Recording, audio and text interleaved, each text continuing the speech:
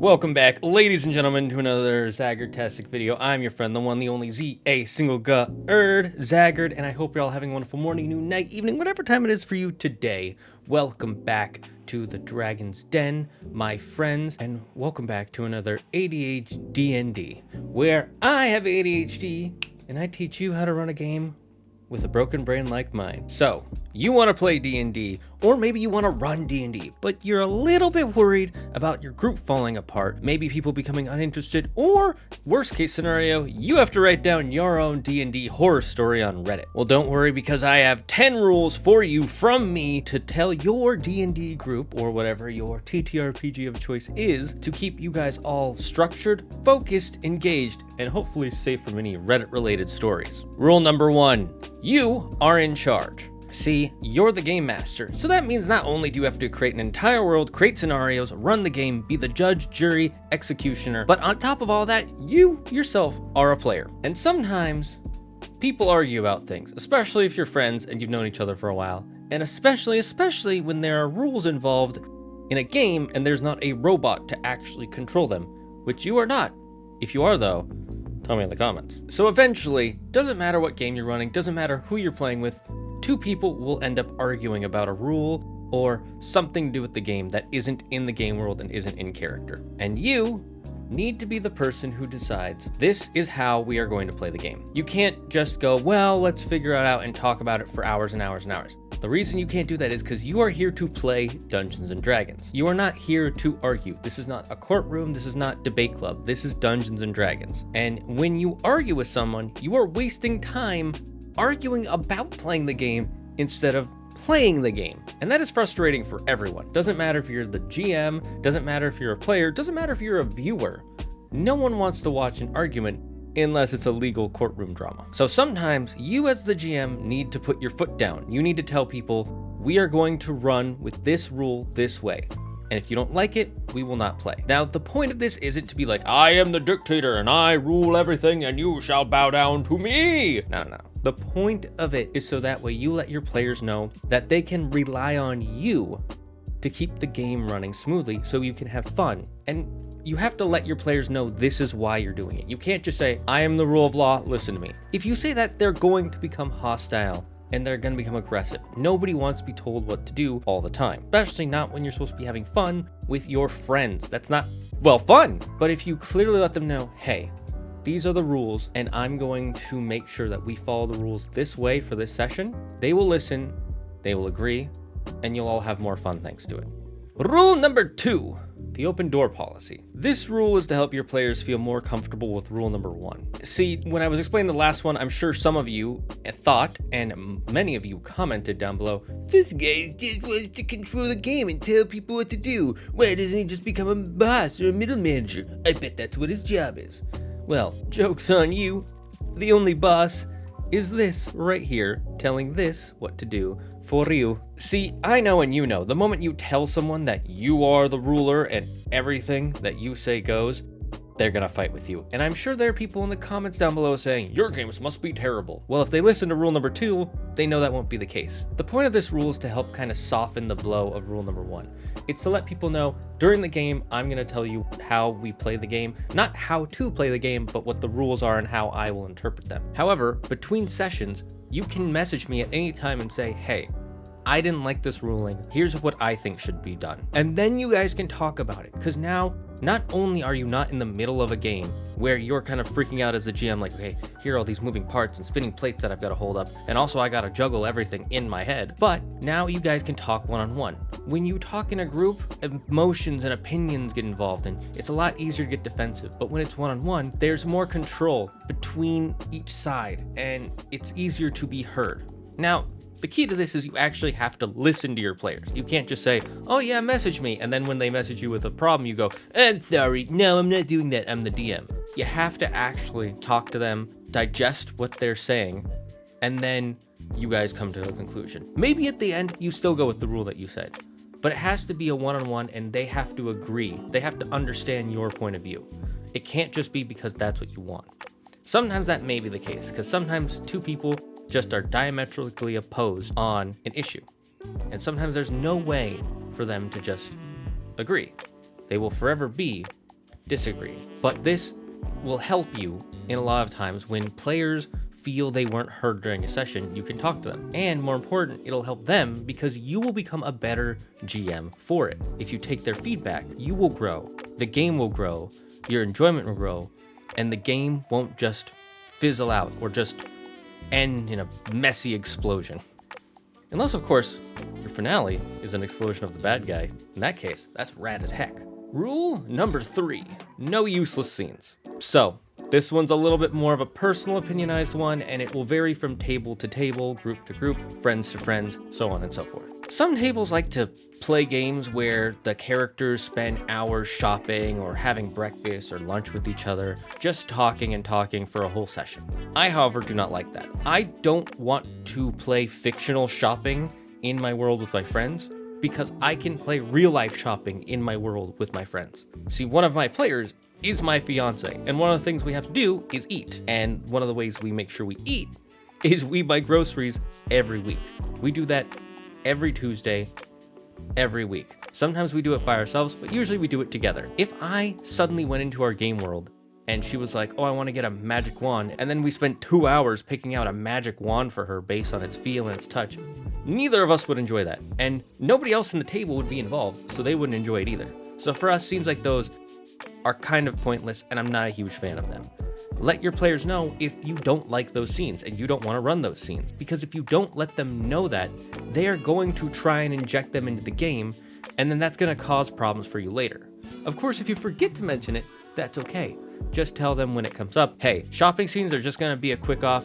Okay, so you need some arrows, you buy your arrows. Mark off 10 gold pieces or whatever you want to do. If they get upset and say, well, I want to go into the shop and talk to the shopkeeper and try and haggle with them, you have to tell them at that point, follow rule number 1 and say, no, we're not doing that. Then you go with rule number 2 and message them directly and say, hey, I'm sorry we didn't do that shopping scene. I'm just not a fan of shopping scenes. Those aren't my thing. If you would like them, let me know, and I will consider incorporating them every few sessions just for you. But they will not be longer than however long you are willing to run a shopping scene. Because again, every table is different, and more important than that, every player is different. Some players like combat, some players like the social stuff, and some people like exploration. So your mileage will vary. Rule number 4. Today is the day we play Dungeons and Dragons. See, in my experience, the number 1 killer of Dungeons and Dragons is people not showing up to play Dungeons and Dragons. Usually because of the biggest, baddest, evil guy in the entire world, scheduling. As we get older, we get more responsibilities and less free time. And it really sucks, trust me. I know.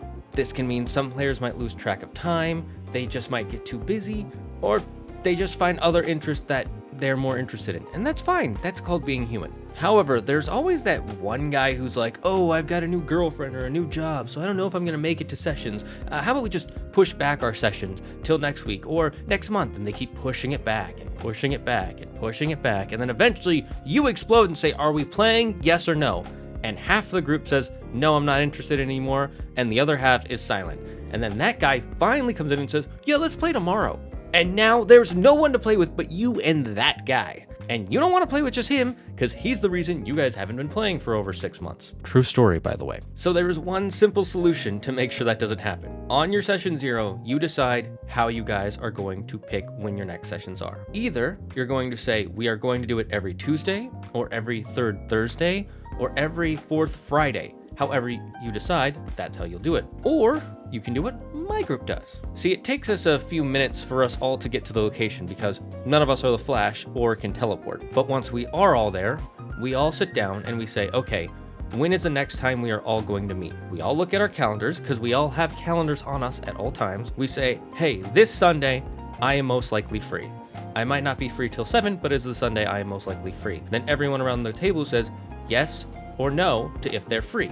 And then once we find a date that we are all free, we all put in our calendars right then and there. And then we start the game. We don't start the game before we decide when our next session is. This guarantees we will continue whatever this current session is at a later date. It keeps us accountable, but at the same time, it doesn't make us too strict to a specific day at a specific week at this part of every month. Because again, our schedules are kind of messy, but this is how we make them structured, because people with ADHD know we need structure. Once you give your players this kind of structure, they will be so appreciative and they will be looking forward to every session at the start of your current session. Rule number 5. This is my game world. Okay, that doesn't really sound like a rule, but I couldn't think of a better way to title this rule, so that's what I came up with. Anyways, moving on. Sometimes players leave not because you're not scheduling it correctly, not because you're too bossy, but simply because this isn't the game they wanted to play. Now, I don't mean instead of Dungeons and Dragons, they wanted to play Monopoly or Jenga. What I mean is they were expecting high fantasy Lord of the Rings fighting the evil monster who is trying to control the world or destroy life as we know it. And you were thinking, let's play Fallout, where everything is irradiated, there's almost no magic, and you need to find dead lizards to survive. You see, if you have one type of game and every other player is thinking of a different type of game, that can create some problems, not just with how they interact with the world, but their enjoyment of it. In other words, you have to let them know what type of setting this will be in and what type of game you want to run. For instance, the current game I am playing, I told my players about it over and over the idea I had. The idea wasn't anything specific except for this. I want them to have a home base. They are going to try and upgrade it. And the reason they are going to upgrade it is because an event is going to happen. I was keeping that a secret. And that event is going to start a ticking time clock. When that time clock runs out, a huge wave of monsters are going to attack the city they're in, and they will need to defend the city with their upgraded base. They knew that going into the game. There's not a part of them that's like, well, I was hoping to go on an adventure where we go to this mountain and maybe we'll find a legendary sword. None of them were expecting this to be a survivalist one where they're in the tundra and they need to find plants to survive in the frozen north. No, they know exactly what kind of game we're playing because I told them so many times. This keeps them from being confused, and it makes us all play the game the same way. We may not think of it the same way, we may not creatively actually do the same actions, but we all know what kind of game we are playing. So make sure you tell your players. It'll keep them invested, and this way, if they don't want to play that game, you can find someone else, and no one gets hurt. If they get let on for 3 months, 6 months, a year, they're gonna resent you, and they're gonna resent the game, and they're probably never gonna want to play again. And neither of us wants that. Rule number 5.5, like and subscribe. Seriously though, if you click that like button, it'll help the channel out tremendously. And if you subscribe, you might get to see more of this annoyingly beautiful face. Rule number 6, stop metagaming. The dreaded dark words of the ancients, metagaming. The big problem with metagaming is that it comes in so many various shapes and sizes. It can be something as big as, oh, you heard what another player heard, even though your character isn't in that same room, but you act on that information. You roll low on your dice and you decide, I'm not gonna go into that water, even though my character thinks it's totally fine. You just assume that it's bad. Those are all forms of metagaming. But then there are softer versions of metagaming that I think are actually a-okay. For instance, when we are fighting monsters and a player says, I rolled a 16, and based on past information, this monster either has a 14 or a 15 AC, so I hit. I'm okay with that. The reason being is because in real life, if I were to go to punch something, I wouldn't need to roll for it, I would just punch. However, when we're playing the game, I, as a DM, ask the players to roll for something. So there is me breaking the meta and them connecting to the meta. So in that instance, that metagaming is totally fine, totally understandable, doesn't ruin the narrative. One thing that does ruin the narrative for me personally is when characters say, how much HP do you have? And the person says 17. In real life, if you were injured and the doctor came up to you, their first question wouldn't be, how much HP do you have left? It would probably be something along the lines of, do you feel any pain in your extremities? Is your head hurting? Can you focus on this light? Something like that. So I ask my players, instead of saying how much HP they have left, they just say, I'm not bloodied, I'm bloodied, or I'm well bloodied. And these are a narrative way to get mechanics across. See, bloodied means you have 50% HP or less. Well bloodied means 25% HP or less. And not bloodied means you have more than half your HP. This way they can still get information across, and it's quick and somewhat gamey, but it's not straight just I have 17 HP, which just ruins narrative for me personally. Now, for some tables, they don't give a flapjack about metagaming. You can metagame as much as you want, but I'm sure most tables probably want to keep things as narrative as possible. And if you let your players know what kind of metagaming things you do not like and the ones you are okay with, they are more likely to use the ones you are okay with than the ones you aren't, because you've now given them a list. And they're more likely to ask you, hey, is it okay if I say this thing to this player? Or should I say this thing? And then you can tell them, I would prefer something more along the lines of whatever the scenario is. Rule number 7, share the load. See, being the game master is hard, really hard. And when you have ADHD, it can feel even harder than that. And part of the problem is you have so many spinning plates you have to run. You have to run the game world, you have to run the game, the mechanics of the game. You have to pretend to play 50 billion different characters at any given time. You have to decide a ruling based on someone rolling something. How much damage does that do? Is the king gonna let them go into his private backyard based on this? Yada, yada, yada, yada. And that's only the stuff you have to do during the game. Before the game, you have to make the dungeons, you have to make the characters, you have to decide what kind of mission the players are gonna go on, what kind of rewards they're gonna get. These are all things you have to do as the dungeon master. And a lot of the times, unintentionally, you get loaded with everything else that comes into just planning a party. Like for instance, a lot of times the dungeon master is also the person who brings all the equipment. Totally makes sense. They might also be the host. They might also be the one who has to get the food. They might also have to be the one who coordinates with everybody and knows the date when everyone's gonna show up, so on and so forth. That's a lot for a person to handle. I know, I'm currently planning my wedding, which will be later this year, and there are so many different people I have to hire to do every job. And there's a reason I hire them to do those jobs, because they are known for doing those jobs. For instance, I would never ask the caterer to be the DJ and the florist. Those are two separate jobs that I hired separate groups for me. So why do we ask the DM to do all those jobs? The answer is we're lazy. It makes sense. We just assume that they would, especially if they're the host. So what me and my friend group decided to do is instead of the DM doing everything, he shares the load. So yes, I still run the game, I still curate the music, I still set up all the stuff, but I don't usually host. In fact, my apartment is one of the smallest of all of our apartments. I can barely fit 7 people in, and that's how many people we have to play. And if we do fit 7 people in, 2 of them can't sit at the table, they have to sit at the couch on the side. Then there's my best friend, the mythology guy. He has an apartment that's slightly bigger than mine, but doesn't really have a table set up for playing D&D. Then there's one of our other friends playing the character Inky Cap, and she has a much bigger apartment. In fact, she has a whole house that she shares with some housemates, and they willingly let us take over the entire play area and the room next to it, which has a couch and a projector instead of a TV, and what we call the squish, which is just a bunch of mats for us to sit and lie down on. So just her hosting instead of me already saves me so much trouble, so that way I know where I'm going. We all know where we're going almost every session. And then we have a rule, if she can't make it, we go to the next person's session. And you might ask, well, what happens if she can't host? What if she's sick? Well, we have the mythology guy's apartment we can go to. And if both of them are sick, we go to my place. And like I said, 2 people wouldn't be able to sit at the table, but if you did the math, 2 people aren't gonna be there this time. So we have suddenly more room. And then on top of that, we have a snack coordinator. Now, we didn't decide to actually have a snack coordinator, but what we did decide together is that the host doesn't have to prepare or buy food. So instead, what we'll do is we'll order food, and depending on the price, we will talk to each other like, hey, this was like $50 for all the food. Do you guys mind pitching in $10? Or this was $30, I'm fine with just spending $30, you don't have to worry about it. And if we pitch in or not depends on the person who's buying it, what kind of meal they're buying, how their revenue has been this year from their job, and if it's okay, and if they need help or not. And that's how we communicate as people, and we made sure we knew beforehand in session 0 that this is something we will talk about. And again, it's just another way to lessen the load on the DM. And the more things that other players can do to help the game run, the more invested they will be in the actual game, I promise you. Because if one of my friends is the person who made dinner for us that night, he's gonna want us to enjoy our time there. He's not gonna wanna make some burnt pizza. He's gonna wanna have a tasty meal. And since he put money, sweat, tears, and effort into making it, or buying it even, he's gonna be more invested in that we all come to the game, because otherwise he's gonna feel like his money was wasted. So anyways, share the load with your players. Trust me, it'll help everyone in the long run. Rule number 8, have a backstory. Now this one's a little tricky. Some people are really amazing at writing backstories, and some people are really, really, really terrible. And some of those people who are terrible at writing backstories are great at role playing. Trust me, I know. My fiance, she is a professional actress. She acts for a living. She cannot write a backstory off the top of her head for the life of her.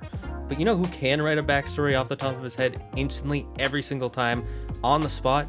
The mythology guy. There's a reason he's a YouTuber. Seriously, every game we have ever played together, or I have DM'd for him, he has come up with the most hilarious and unique characters like that. In fact, the current character he's playing, not too many spoilers, is named Steve Not Evil. Do with that information what you will. Then there's the other side of the problem. Some people want to be a writer, and they will write pages and pages of backstory, and you as a person cannot read and memorize all that backstory within 10 minutes. It is not possible, it is not feasible. So what I suggest you do is write out a document of maybe 5 to 10 questions you want your players to answer. Where's their character from? Who was their family? What were they doing beforehand? Why did they become an adventurer? What is their main goal as an adventurer? You have just those basic 5 questions, maybe a few others if you can think of them. There's plenty of resources you can look up online and other YouTubers who have made backstory lists, and you give that to your players. Then whether they are terrible at writing backstories or amazing, they can just fill in those bubbles, and then you get it and you can use that information, suck it off the page and plop it right into your game world. It'll make the game world feel more alive, it'll keep all of your players more invested, and it's so much simpler for you. In fact, here's a little tip. One of the things I do is on the last page, it asks for 5 rumors. 2 true rumors, 2 false rumors, and 1 rumor that's true or false. This way you can then hand out rumors to all the other players, one of each of them for each other player, and then they can talk about each other. And then they can look at it and go, hey Inky, is it true that you once ate a horse's ear to win a bet? And she can either say yes or no, but there will be more involved. They will definitely come up with a creative way to explain away that rumor instantly, because their brain will click and be like, well, this is what happened, and da-da-da-da-da-da-da-da-da-da-da-da. And you guys will have so much fun. It'll feel so much fun at the tables. You guys will talk about it forever. Or maybe not at all, but I promise you, one of your players will remember it, and they will love it. And you will love it too. Rule number 9, it's break time.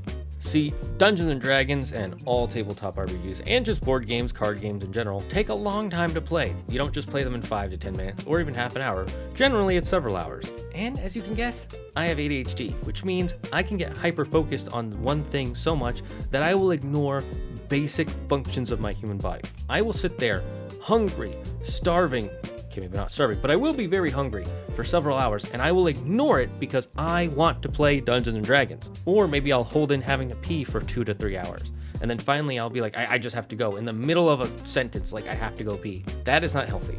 Another problem I have is I need to stretch my legs every now and then. I sit at this chair almost all the time for fun, for work, for this. So one of the things I have to make sure I do at home is get up and walk around, stretch my legs a little bit, make sure blood flows through them.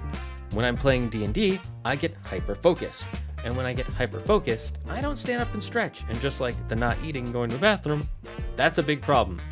So I ask one of my players, set a timer for an hour and a half, maybe 2 hours, and sometime around when that timer goes off, usually like 15 minutes afterwards, we all take a community break. We all go to the bathroom, we all get something to eat. Most importantly, I get up and I get to reset my brain. And this is not only important just for health reasons, but it's helped for creative reasons. See, when you start moving, you can start getting creative juices flowing. You don't feel stagnant physically, and so you won't feel stagnant mentally. And if you get your creative juices flowing more during the game becomes more creative and more fun. So this is why you gotta make sure someone is in charge of making sure you, as the GM, take breaks. Rule number 10, don't be ridiculous.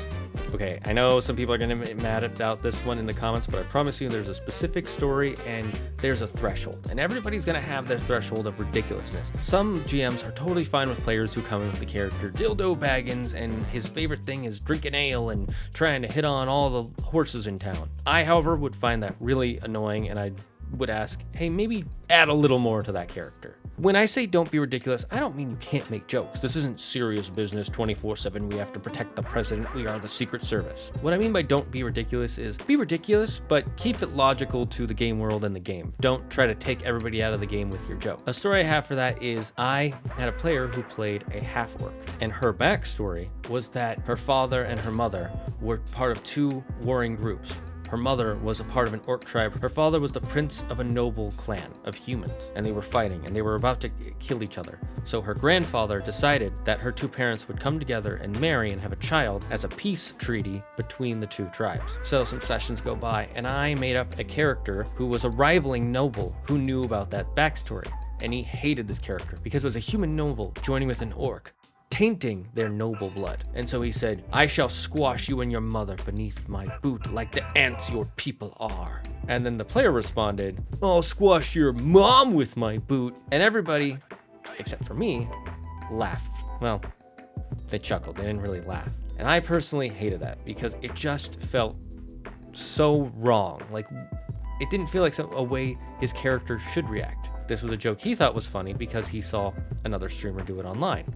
And that's totally fine for that group. But for me, it really bugged me so much that I made a rule to tell my players about it. In fact, when I told them, one of my players went, "Oh man, that's like my whole shtick is making bad jokes." And I said, no, it's totally fine if you want to make bad jokes. You can make a decent joke or a yo mama joke every now and then. Just make sure that if you do make a joke, it feels natural to your character in the campaign and not like something you'd hear on Jersey Shore. So basically, this rule isn't to be like, don't have fun, but just make sure the fun you're having includes the GM and not just yourself. So I guess a better way to explain this rule is, when you are ridiculous, make sure that it involves everyone at the table, not just yourself, but the other players and the GM, because they're a player too, and they have an interesting world they want to run, and they don't want you just coming in like a wrecking ball and ruining everything. Well, but you look at that. You got a nat 20, so you get rule number 11, send me feedback. See, to be a great creative, you need people to tell you what you're doing right and what you're doing wrong. This applies to your Dungeons & Dragons games too, and the game world you're building. You need your players to tell you what makes sense and what they don't like and what they do like. A good example of this is George Lucas. When he made the original trilogy, he had people constantly giving him feedback. Actors, directors, writers telling him, hey, I don't think this works. Hey, I think you should change this. And it made them some of the most beloved movies of all time. But I'm sure if you followed Star Wars at all, you'll know that during the prequels, people just basically all became yes men for George, whether he wanted that or not. As the rumors go, what ended up happening was, on set, George would say, hey, is this a good idea? And people go, yes, George, you know exactly what you're talking about. You created Star Wars, you can't be wrong. And well, we got the prequels, and for many years, people hated, and I mean hated, those films. And the same thing will happen to your game and your game world if you don't get feedback from your players. I promise you. Now, that doesn't mean all the feedback should be negative. In fact, there should be positive feedback. Humans, just like everything else in life, we love positive feedback just as much as we need negative feedback to give us structure. We need positive feedback to give us encouragement and keep us motivated. Now, in business, they have a thing called the sandwich method when you want to give someone bad news, where you give them a compliment, tell them something they did wrong, and then another compliment to sandwich the blow in between two compliments. And I use a method very similar. However, instead of it being taught for business, this is taught to doctors to make their bedside manner a lot better. It's something called keep, stop, start. See, it simply works like this. You have your players tell you something they want you to keep doing in the game. Keep describing battles in gruesome, gory ways. Keep involving my backstory in it. Keep using this NPC because we have attached ourselves to this NPC. This lets you know the things that you're doing right, and it helps motivate you to feed into those more. Then they also need to tell you, stop. Stop describing things for 10 minutes on end. Stop trying to force us to enjoy this NPC. He's really annoying. Stop making every session about 4-hour-long combats. This lets you know what you're doing wrong and what you need to dial it back on or morph in a way to either speed up or change to make it more palatable. And the final one is start. Start using my backstory more. Start adding exploration more into the game. Start adding more puzzles to keep me intrigued when we're in the middle of a mission. This lets your players become part of the creative process. And just like with everything else in these last rules, the more involved your players are with the creation of the game, the more they will be involved with the game itself. The more they're involved, the more you'll have fun, the more they'll have fun. And it just creates this positive feedback loop. Now, if you notice, there's the stop, which is a little negative because sometimes we need criticism to tell us what we're doing wrong. And that's okay. But 2 of those were positives to let us know what we're doing right and what we should be doing instead. This way, we're not just being told how terrible we are, but also how great we are, because you are great. Don't forget that. Just because you have ADHD, just because you're a new time DM, just because of whatever that voice in your head is telling you, you're great. You can be, and you will be. Make sure your players send you feedback, and you gotta be on top of them about this. Tell them, hey, the next session is coming up. I would like to know what you thought of the last session. Send me a text before the end of the day or before the end of the week, so that way I can read it over and I can kind of digest it and make a better session next time. If they do this, I promise your games will get better, you will get better, it'll be more fun, and you'll play for years to come. Those are my rules I tell my players at session 0. We go over them, we make sure we all agree with them, and we modify them in ways to make it more palatable and more accomplishable for all of us. This keeps our games running smoothly, it keeps us all happy, keeps us engaged, and most of all, it makes sure that you play your next session. Anyways, that's all I have to tell you guys. Thanks for sticking around. Hope to see you all next time. Stay safe, stay smart, stay healthy, be thankful for everything and everyone in your life. And the number one rule here in the Dragon's Den, don't believe in yourself. Believe in me, who believes in you. So long, adventurers.